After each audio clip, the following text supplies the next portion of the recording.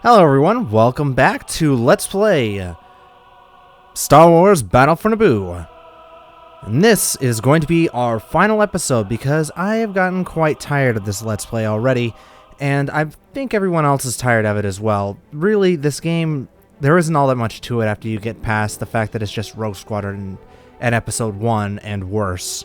So, in this episode, I'm going to be going over most of the options and things that I haven't gone over to this point in the game yet. I believe most of it is going to be covered in the passcode section, just like it was in Rogue Squadron in the final episode of that Let's Play. If you have watched it, you know what I'm talking about. If not, go and watch that LP. It's much better than this one. So let's go to the passcode screen. Now, I'm just going to go over what most of these are. I'm not going to enter them, but I want to go over most of them here. Let me see. Just like in Rogue Squadron, it is possible to unlock Buick convertible. I believe you turn the GN speeder into a Buick by entering the code EO Coaros. I'm not exactly sure how to pronounce that. A lot of these cheats actually are mostly abstract characters or nonsense words with a lot of added punctuation and such. You can unlock most of the upgrades and everything just by entering cheats if you don't have them. Advanced bombs is boom with an exclamation point and a question mark. Advanced lasers is Adigan. Advanced missiles are question mark Nunapwar. Droidica is the code that you need to unlock advanced shields. Obviously, that one is one of the few that actually makes sense. To unlock all of the levels from the beginning, it's Lek and 5. I don't know exactly why. And then to unlock all the regular levels without the bonus missions, you type in 2 week. To unlock all the upgrades, including the ones that one that only is in a bonus mission, you can type in overload. And let me see. To unlock the concert hall, just like Rogue Squadron, it's a place where you can go and listen to all the different tracks of music while some framing devices play in the background. It is Wake Up. There are a few other cheat codes that are basically just buggying the game up a little bit. You can type in Dr. Jekyll to make the terrain basically... it takes the wave pattern terrain of rivers and such, where it would be the terrain would be kind of wavy a little bit, like in Rogue Squadron. I don't know if it shows so much in this game as it does in Rogue Squadron, but there's like a basic wave pattern to the terrain, and it applies that to all of the terrain in this game. So basically everything is constantly moving and shifting. It causes the game to lock up a lot, and it also, it might give you a headache if you watch it for too long. But yeah. All right, so there are a couple of things, very interesting cheats that you can get. Let me see here. Just like in Rogue Squadron, they kind of make fun of you for typing in the infinite lives cheat. In this game, it's pathetic. Literally. Let's see. The homing torpedoes upgrade is can't miss. I don't know why that wasn't grouped with my other upgrades on the cheat list that I have here. Then you can actually double the amount of secondary weapons that you carry by typing in lock and load. Lock without the O, I mean. Lock and load. You can also type in nasty mode for hard mode, as if this game wasn't hard enough already. You can punch in cool stuff with a K and only one F to make a showroom art appear, which will differentiate what the showroom shows and what the concert hall will show when you do that. You can type in Waka Wa to unlock all of the ships. You can also view the credits again by typing in me. And let me see here. There's a couple here that I am going to want to show you. But I'm trying to see which ones I want to show and which ones I just want to go over. One hit kills. You are dead. Spelled you as in the female lamb, not necessarily the pronoun. So yeah, one hit kills applies to both your vehicle and enemy's vehicles. So it can make some missions fairly easy to get golds on, or even higher ranking medals. Bet you didn't know that there were actually higher ranking medals than golds in this game? There are. But yes, you are dead makes everything a one-shot kill. So if you were to go to, let's say, the final mission, every part of the droid control ship would blow up after being hit once with anything. So yeah, that's something different. All right, now let's see. There's one, just like in Rogue Squadron, it is possible to view a picture of the development team by punching in a code here. It's actually a code that I noticed while I was watching the credits for this game. They kind of gave it away there in the special thanks section. If you were paying attention, if you didn't tune out during the credits like most people do, you can find the code LoveHut and then go ahead and punch it in.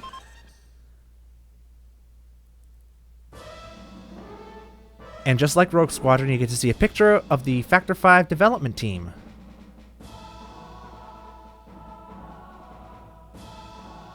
Along with the music that played over the celebration at the very end of the game. Sort of a MIDI version of the celebration music at the end of Episode 1. That doesn't sound very good, actually. Yeah. Let me see. There are a couple of more codes here that I'm going to want to enter. And I will actually enter them off screen, and then I'll show you what they do in a minute, because I'm going to cover all of the bonus missions in this one video, just so you know they're all out of the way. So I'll see you guys in a sec. Alright, so I finished inputting the codes. Let's go ahead and go back into our main file here and take a look at our first bonus mission. There are 3 bonus missions, one that I already unlocked, thanks to getting at least a bronze in every mission, and the others we'll see in a moment.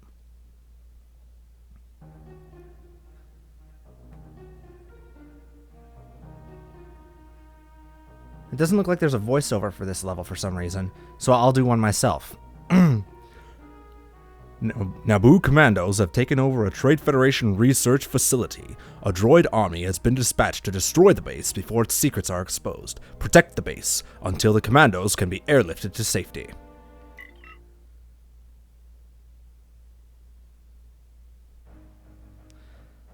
Now let's take a look at our vehicle choice here. Just the N1? Okay.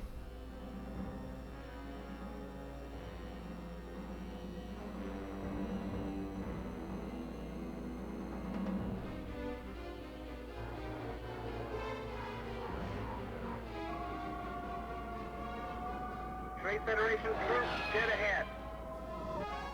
Protect that settlement. Alright, now you may notice something odd about my fighter now that I've actually joined into the battle here. I have enemy fighters on my scopes. It's tinted red, actually pink, because one of the codes, Are You a Girl, actually tints every vehicle with this sort of pinkish sheen here. Makes it very, very fun to play. Oh. Looks like we got fighters here. I'm playing with a different controller than usual, so my movements might be a little bit more stiff and awkward. Yeah, that's kind of annoying.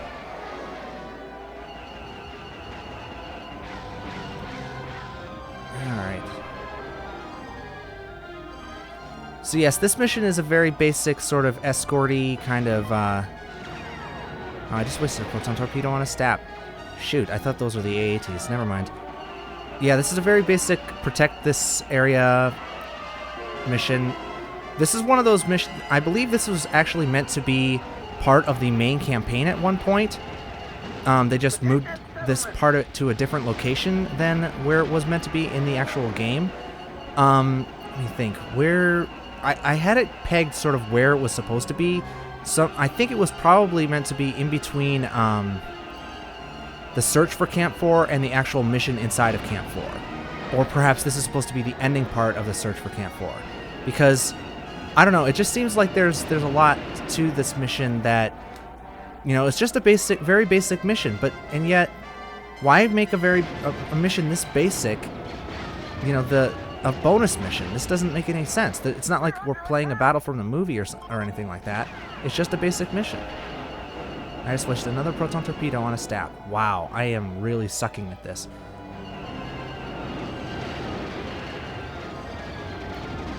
And apparently staffs can jump fairly high. The settlement does have some defensive guns that can kind of do some damage, but they're obviously they fire very slowly, and they're not great defenses in general. So yeah, you're basically going to be forced to do most of the work yourself.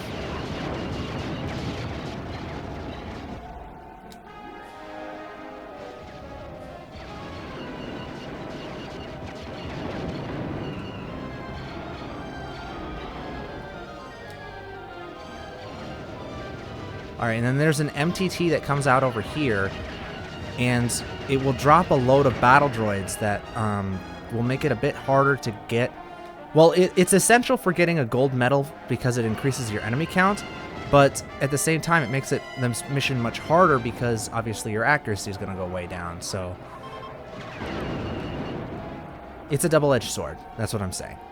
Overall, though, this mission is not hard. It is actually very small in scope, which is what makes me think that it was just a part of another level that was transplanted here, and they called it a bonus mission.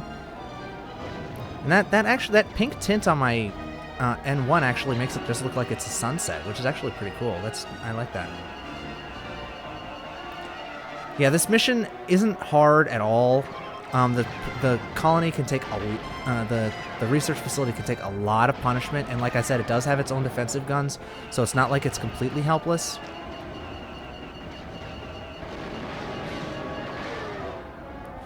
As long as you don't die, you should be fine.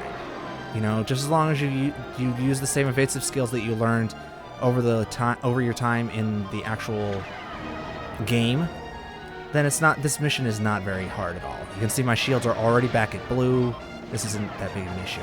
Okay, so there's if I remember correctly, there's actually a trick to get to completing this mission, if I can just remember exactly where. Commando transport. Okay, no, that's Volcano. But if I remember correctly, there is actually a hangar somewhere around here on this island that you can fly into and switch vehicles. And you can do that. You might think, well, why would you want to switch vehicles? The N1 is the best vehicle in the game, isn't it? Yes, it is.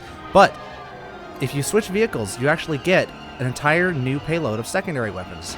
So if you run out of proton torpedoes, homing torpedoes especially, with the N1, you can switch over to the police cruiser and get an entirely new load of homing torpedoes that you can use against these droid fighters here, which makes this ending part of this mission, which is pretty much the only part of this mission that you have a chance of failing, simply because the transport is much weaker than the actual commando base or research facility. I keep wanting to say base, but it's not. It's a research facility.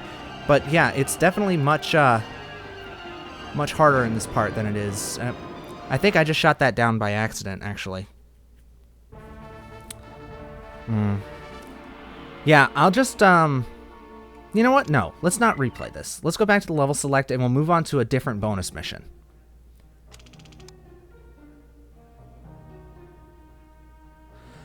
Darth Maul has attacked a Naboo delegation upon arrival at Coruscant. Destroy the Sith Infiltrator before Darth Maul causes more damage.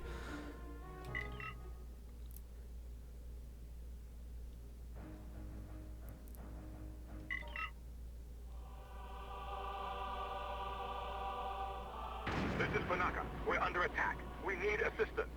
The Senate will hear about this. Requesting permission to engage the enemy. Engage the enemy, Sykes. Now this is what I call a bonus mission.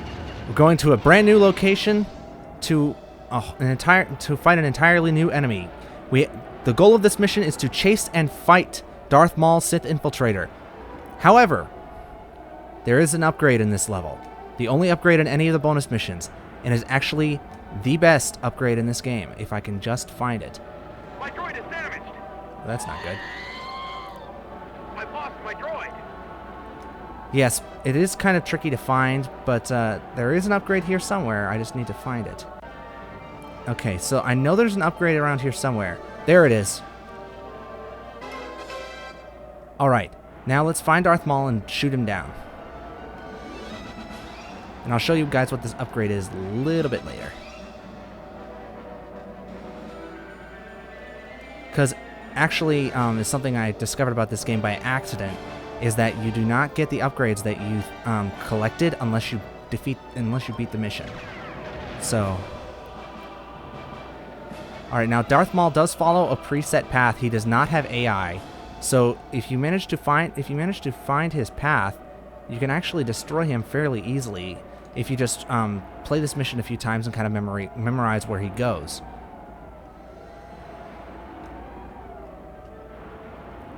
And since the Naboo fighter does have such great brakes, you can stop on a dime, more or less, and woof, that almost killed me.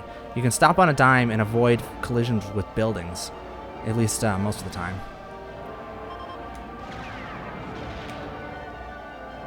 You're definitely going to want to focus on using proton torpedoes, because while you can use lasers, it's basically just going to lower your accuracy. And there's really not, you don't have all that many opportunities to hit him unless you get right behind him and manage to stick to him. So, yeah. I do like the music in this part. This is actually, I believe this is the only time in this game that this music plays. Basically, a MIDI version of Duel of the Fates, I believe. Is it Duel of the Fates, or I can't remember what that track is called. I haven't listened to the Episode 1 soundtrack in a very, very long time. Yeah.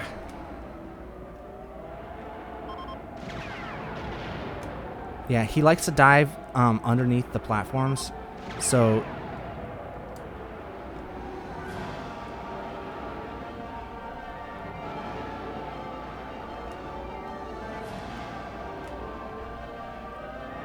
alright, so he's going to come around and he's going to come out here. Yeah, he got me, but I got him! That'll stop him.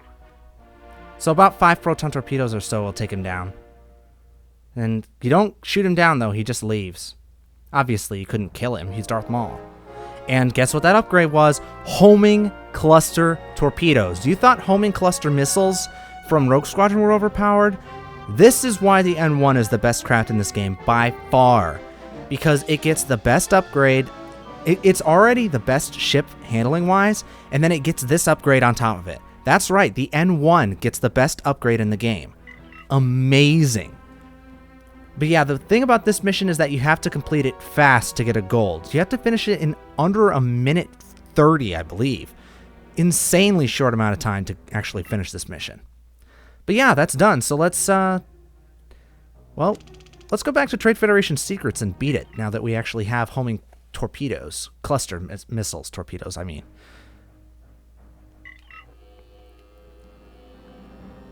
I'm going to wind up editing most of this out because I don't want to make you guys sit through an entire playthrough of this level again.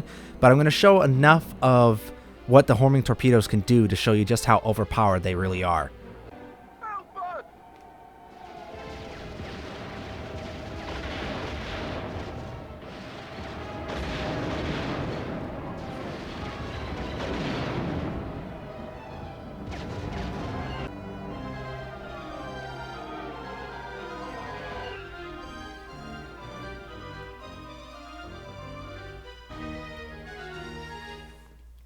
There we go. See? That wasn't so bad. The Commandos uncovered evidence of new advanced battle droid technologies. We must monitor this new development vigilantly. I wonder what that's supposed to mean. Anyway, back to level select. Alright, so there's one more bonus mission that we've unlocked. One that's not supposed to be unlocked until you get a gold in every single mission, which is almost impossible to do, especially without the upgrade from this level. But let's take a look. Decimate all Naboo forces. Take the controls of the Infiltrator and obey your master. Yes, in this mission, we get to play as Darth Maul! It's one of my favorite missions in this game, and I'll show you why in a minute. A deadly and frightening vehicle. The Sith Infiltrator employs advanced cloaking technology to ambush its prey. The starship's laser cannons can rip apart most enemy vessels, while deflector shields protect the Infiltrator from retaliation. Part of the terrifying Sith legacy, the Infiltrator is among the most dangerous vehicles in the galaxy. Like the map. All of them.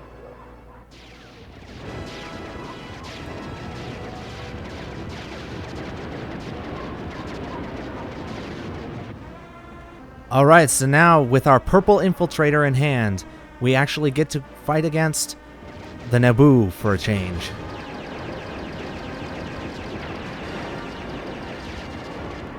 The Sith Infiltrator is the second best craft in this game. It has by far the best laser weapons of any vehicle in this game. Unfortunately, the only time that it's really lacking is in its secondary weapons. This thing only has missiles, the very same secondary weapons that the heavy staffs do. Come on now, that's just lazy.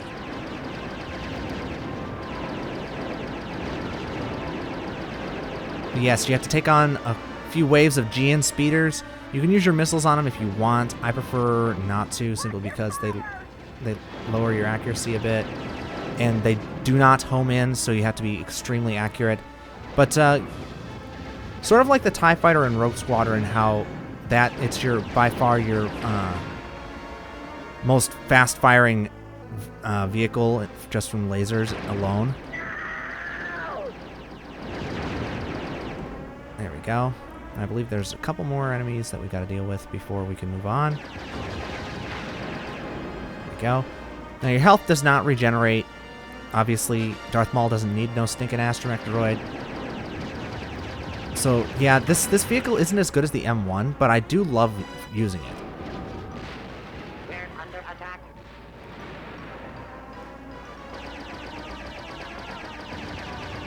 Mostly because you get to shoot down these stupid police cruisers. This is basically, this entire mission, you're not in any danger of dying. You're basically just, this is all therapy.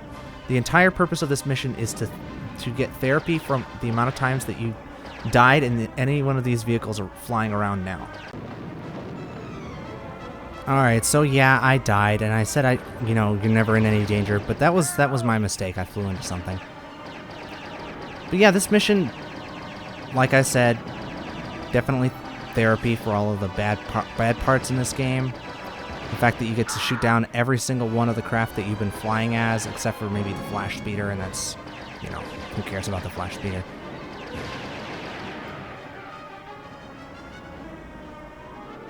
Oh gosh, yeah, and this is also, it's a fan favorite level for another reason. It's that some of the voiceovers you've been hearing as we've been blowing stuff up are Gungan voices. So yeah, basically, even though there aren't any Gungan models that you can see, you're basically killing both Naboo and the Gungans. So yeah, this kind of takes place, I guess you could call it an alternate version of Episode 1, where the Trade Federation wins and you're helping them to win, I guess. I'm not exactly sure how that works, but yeah. Alright, so we got a couple more things. Oh, there's a nice flight of N1s over here I can take out. See, that's the thing, is that since the AI is so brain dead in this game, i.e. non-existent, and everybody's flying on pre-scripted paths, you can literally just pick and choose. It's like turkey shoot. I don't even care if my accuracy is in the pits. This is just too much fun. But yes, this mission lasts until you destroy everything, which it can take a little while since the Infiltrator doesn't have any homing weapons. But it doesn't matter because you're having fun the whole time. At least I am. I don't know if you can tell it in my voice, but I am having a lot of fun. Just because this Let's Play is almost over. I've still got a couple of things I want to show you guys. But yeah, it's almost over, and really, this Let's Play has not been easy. In fact, it's been rather difficult because this game is unforgiving. And the fact that it's unforgiving with bad controls and bad gameplay just makes it all the worse. So, yeah.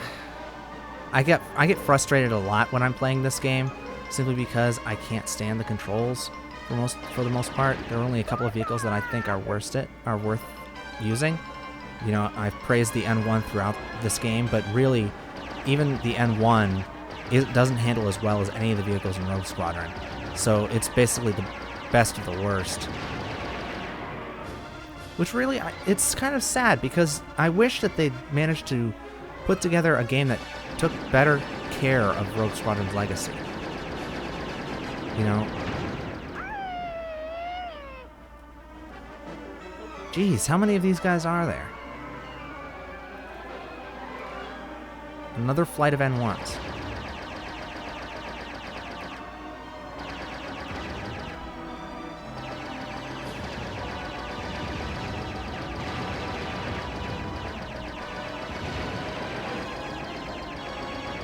Just go down already. Come on now.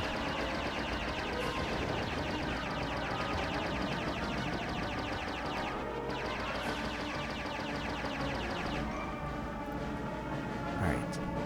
Yeah, the N1s, they're just as tough in the game in fighting against them as they are when you're actually playing as them. So yeah, it can be kind of difficult to take them down. So yeah, I think this should be it. I've destroyed pretty much everything else, so it should just be this last dude. This area is secure. Yep, there it is. And the bad guys win. Yay!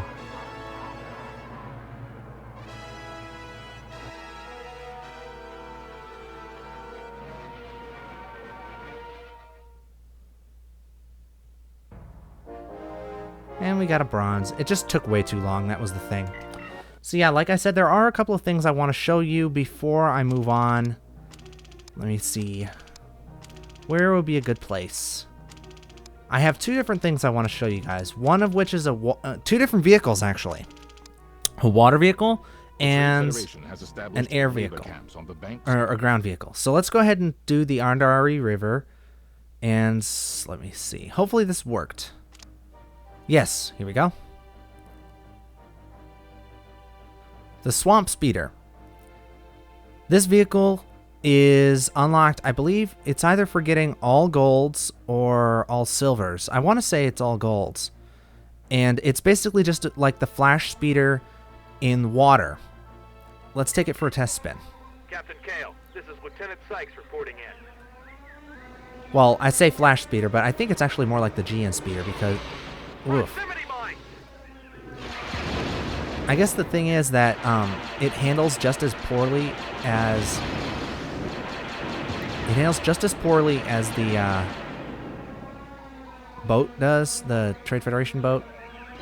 It has the same problems, only it's slightly worse because its armor is a lot weaker. I mean, it does have the heavy laser instead of the warheads or whatever, but you know, they both vehicles have the same problem, and that is that they both just, you know, this engine is just not designed to run water vehicles. It's just that simple. Though I do like the fact, you know, the fact that it has twin lasers doesn't really affect all that much because the regular boat does have twin lasers as well. They're just turret mounted instead of not being. And yeah, this vehicle does have a charge laser, which again isn't brilliant because since it lacks a lot of the armor that the Trade Federation boat does, you're not going to get a chance to use it most of the time, because that's what makes it so useful in the GN Speeder is the fact that it has so much of a thicker skin. So yeah, when the unlocked vehicles suck, you know that the game's not doing well. So let's go ahead and back out of that level. Let's go to a level with the ground vehicles instead. Yeah, I don't care. There it is. The AAT serves as the Trade Federation's frontline assault vehicle. Designed to wipe out enemy troops, the AAT boasts a powerful laser cannon capable of punching through enemy ranks. A fearsome sight on any battlefield, the AAT is one of the Trade Federation's most formidable weapons. Now, unfortunately, you can't use the AAT's main gun. I know, it sucks. Basically, the AAT is a ground-based version of the Trade Federation gunboat, which you might say, oh, yeah, it is kind of bad. And you know what? This is actually the hardest vehicle in the game to unlock. It's only unlocked by getting platinum medals in every mission. Yes, this game has one level above gold, platinum medals, instead of just ending at gold. Now, the laser cannons do fire in sync instead of, obviously not in sync. But yeah, they are more powerful than most lasers, and unlike all other ground vehicles, you can come to a dead stop, but it's still not that great of a vehicle. It just is way too slow and way too big and bulky. Look at how much damage I've taken. I didn't take this much damage when I originally played through this level. Anyway, now that since I'm here and I'm not doing much except for just finishing this off, I can talk to you about platinum medals. Platinum medals are a little thing that the developers put in this game because they thought it was too easy. They are probably the worst decision that this game made, because there are several things. There's, you know, obviously you can't unlock the AAT without getting all platinum medals in every level, which, you know, that's not that big of a deal, but, yeah, there's, the platinum medals are by far the hardest thing to get in this game. Each one of them has an even higher, obviously much harder than golds to get, but it's even worse than that, is because you can't tell what the requirements are for platinums without actually getting one. So you can play a mission 5 or 6 times and never see a platinum medal for it. You can play it past gold requirements a dozen times and never see it until you actually get it. You have to be an absolute expert at this game to get all platinums, believe me. I don't think there's anybody on this earth that's managed to get all platinums that wasn't in the development team. Don't waste your shots, Lieutenant. Your bombs won't destroy that bridge, Lieutenant. I'm not shooting it with bombs, stupid. Anyway, yeah, platinums weren't a great idea. The fact that you had to use them to unlock stuff is even worse. But, you know, they're not that big of a deal, considering that the only thing that you get for them is the horrible AAT. You know, it's not worth it. There we go. So you can see just how easy cluster homing torpedoes make this mission compared to the bomber. This is the only mission, one of the only missions that I can reliably platinum is if I'm playing this mission with the homing torpedoes. It's just too easy that way. But anyway, I'm actually going to, let me see, go back to the level select. And I want to show you one last thing before I leave you guys off, because this is the very end of the game, very end of the Let's Play, and I want to show one more thing that I think is probably the best thing that the developers put in this game, and definitely one of the most technically impressive. It's another cheat code that unlocks something that I wish that they had just left in the options menu instead of, you know, hiding away like this. But, you know, if you play this game enough, you're going to find this code on the internet or wherever else. The code is Talk to Me. And by entering that passcode, you actually unlock developer commentary over the levels. Developer commentary. Like, as in DVD-style commentary, where you go into each level and there's commentary over, you know, what they did here, or things that they did in this level that they liked, or things that they didn't like, you know, stuff like that. This is one of the only games on the N64. This is the only game on the N64 that had anything like that. And it's one of the only games that did this on a cartridge rather than, you know, a disc. Meaning that basically this game, they doubled the size of this game just so they could put commentary on here. There's over an hour of commentary on this game. Hello, this is Brett Toasty. I'm the project leader for Battle for Naboo. Today, we're just going to talk about different elements in the game, and I have with me Duncan Brown and Holder Schmidt. Duncan Brown is the lead level designer, and Holder Schmidt is the lead programmer. And we're just going to start talking about various elements of the game. This is the first level of the game. We start out with droid starfighters flying over the city, trying to recapture sort of the general character of the introduction to the movie when the Trade Federation is beginning its invasion. You see Gavin Sykes, our hero, driving through the city streets, trying desperately to escape the onslaught of the Trade Federation as it comes in. That's basically the idea of this level, that you start out with the invasion of Seed, and pretty soon the Queen will escape, but you have to make your own escape from the city.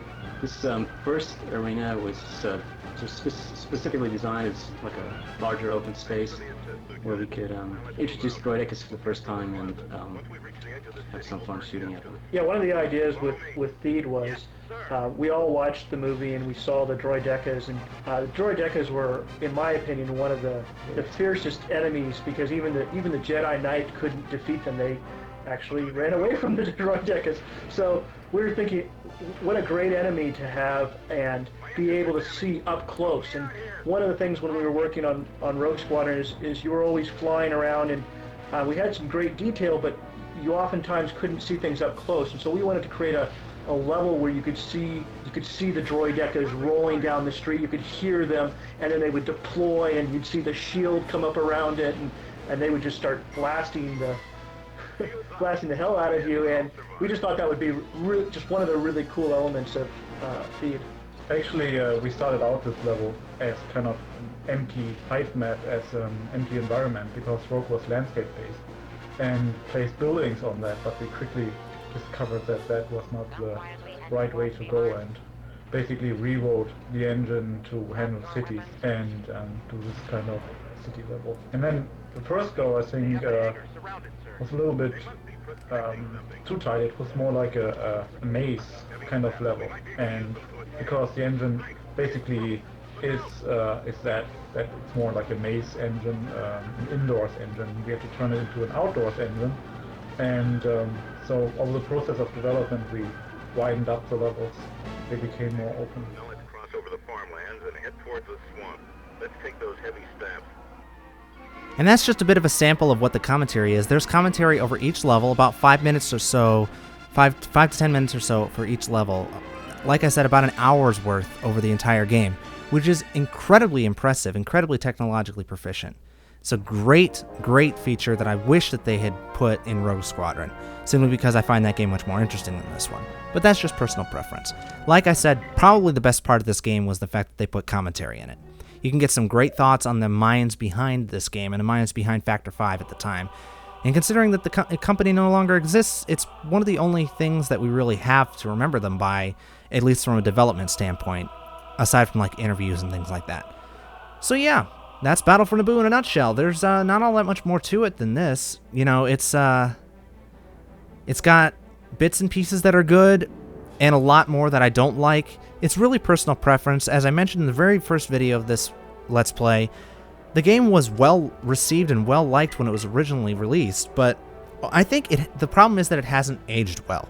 Because it is so dependent on the N64 in general, unlike Rogue Squadron, which is aged pretty gracefully, this game just is not as good. The graphics are a little bit better, the sound design is a little bit better, but everything else pretty much is worse. The controls, the level design, everything else. As much as I really hate to say it, I just don't think that they put the time and the effort into this game that they did into Rogue Squadron, and it shows. So anyway, that's it. That's the Let's Play, and I will see you guys with the next one here on the Benergizer 1 channel.